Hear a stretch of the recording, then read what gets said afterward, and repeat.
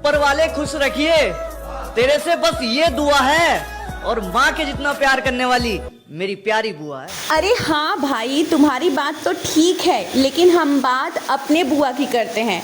सुनिए मेरी बुआ क्या कहती हैं। बुआ हम पैसा ना लेके आए का बोली का दी आप तेरे बाबू का कर्जा खरीदे की बोली। हाँ?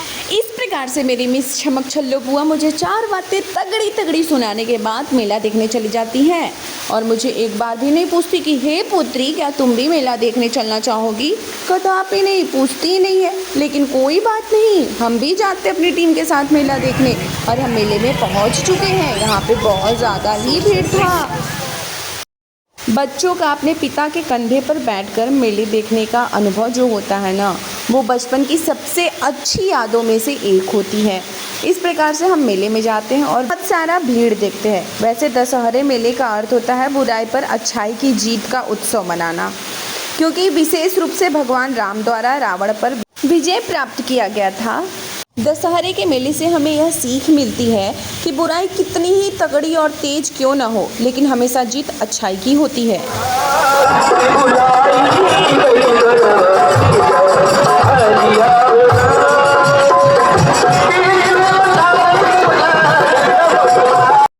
इस प्रकार से हम मेले में बहुत से कलाबाज को भी देखते हैं जो एक अद्भुत तरीके से तलवारबाजी करते हैं।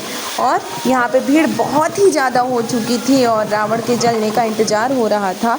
और यहाँ पे ये बहुत सारे काली माँ का रूप धारण करके यहाँ पे करतब, तलवारबाजी और कला प्रदर्शन कर रहे थे।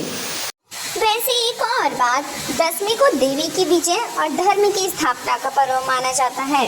दशहरे के अवसर पर पूरे देश में मेले और रामलीलाओं का आयोजन किया जाता है। इसमें भगवान राम के जीवन की महत्वपूर्ण घटनाओं का मंचन किया जाता है।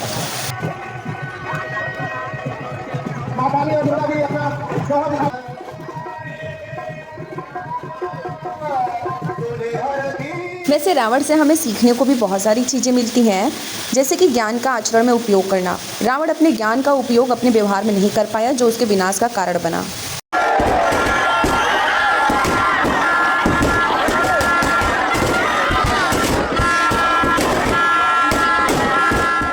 रावण से हमें यह भी सीखने को मिलता है कि जो अच्छे कार्य होते हैं उसे तुरंत कर लेना चाहिए और शत्रु को कभी भी तुच्छ नहीं समझना चाहिए।